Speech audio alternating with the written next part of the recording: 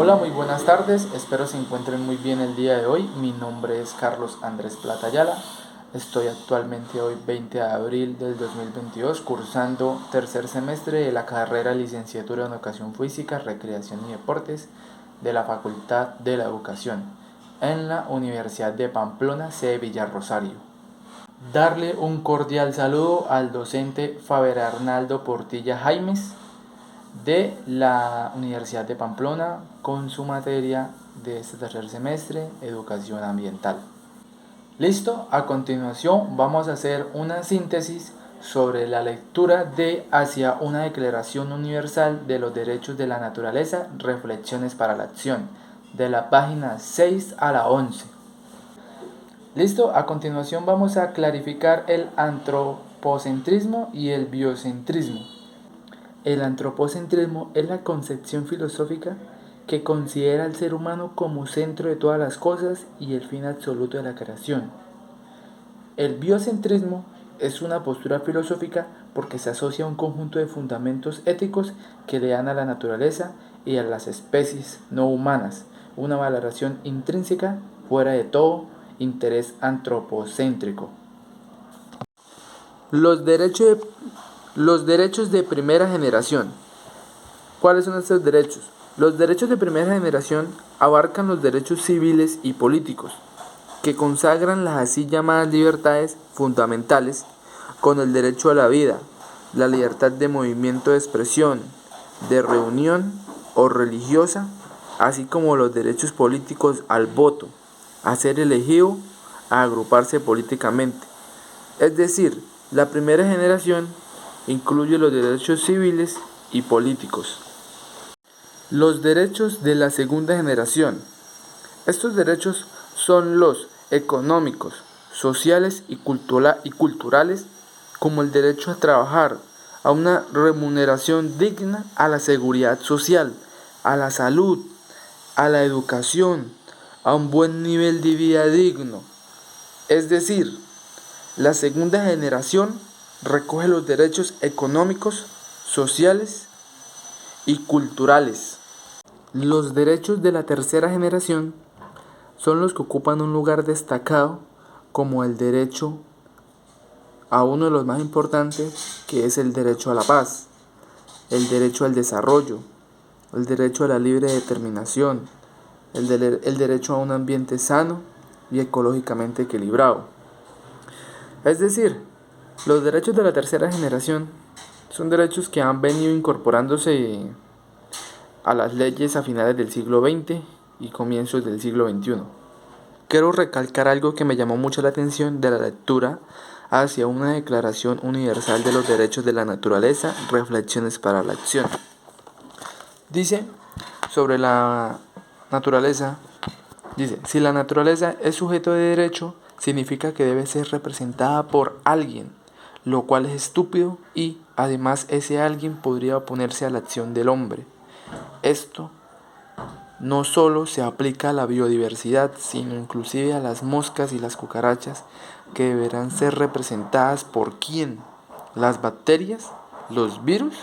Correspondería que demandemos a la OMS, Organización Mundial de la Salud, por erradicar la viruela, ya que el virus es parte de la naturaleza también y hemos extinguido esa valiosa especie. Una diferencia muy clara entre los derechos humanos y los derechos de la naturaleza sería que, primero, en los derechos humanos el centro está puesto en la persona.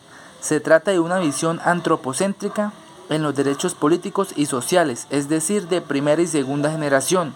El Estado le reconoce a la ciudadanía esos derechos como parte de una visión individualista e individualizadora de la ciudadanía. En los derechos económicos, culturales y ambientales, conocidos como derechos de tercera generación, se incluye el derecho a que los seres humanos gocen de condiciones sociales equitativas y de un medio ambiente sano y no contaminado.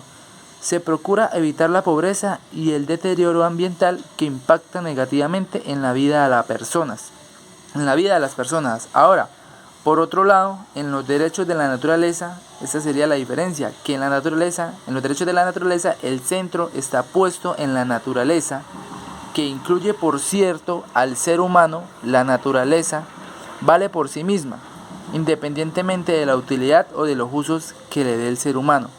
Esto es lo que representa una visión biocéntrica. Estos derechos no defienden una naturaleza intocada que nos lleve, por ejemplo, a dejar de tener cultivos, pesca o ganadería. Estos derechos defienden el mantenimiento de los sistemas de vida, los conjuntos de vida. Su atención se fija en los ecosistemas, en las colectividades, no en los individuos. Se puede comer carne, pescado y granos, por ejemplo, mientras me asegure que quedan ecosistemas funcionando con sus especies nativas. Similitudes entre los derechos humanos y derechos de la naturaleza. Una similitud que podemos encontrar es que, teniendo en cuenta el marco referencial constitucional transformado por el señor Montecristi, que dice que su tarea radica en enfrentar democráticamente la lucha por la vida, que es lo que está realmente en juego, y por cierto será necesario desplegar una estrategia internacional para poder potenciar tantos principios de vanguardia que tiene la Constitución ecuatoriana, como podría ser impulsada la Declaración Universal de los Derechos de la Naturaleza. Otra similitud dice que por la coyuntura política del momento constituyente, la intensidad del debate y el compromiso de un grupo de asambleístas, así como también aportes de varios especialistas en la materia, inclusive el oportuno texto escrito por Eduardo Galeano, en donde destacaba la importancia de la discusión que se lleva delante de Montecristi, permitiendo que finalmente se acepte esta iniciativa luego un arduo trabajo. Por cierto, que en este punto habría que relevar todos los aportes y las luchas desde el mundo indígena, en donde la Pachamama es parte consustancial de sus vidas. Y por último, recalcando la importancia de los derechos de la naturaleza en la consolidación de los derechos humanos, dice que más allá de que la naturaleza forma parte activa de la cosmovisión indígena, en la que los seres humanos estamos inmensos en la naturaleza, la idea de dotarle de derechos a la naturaleza tiene antecedentes incluso en el mundo occidental.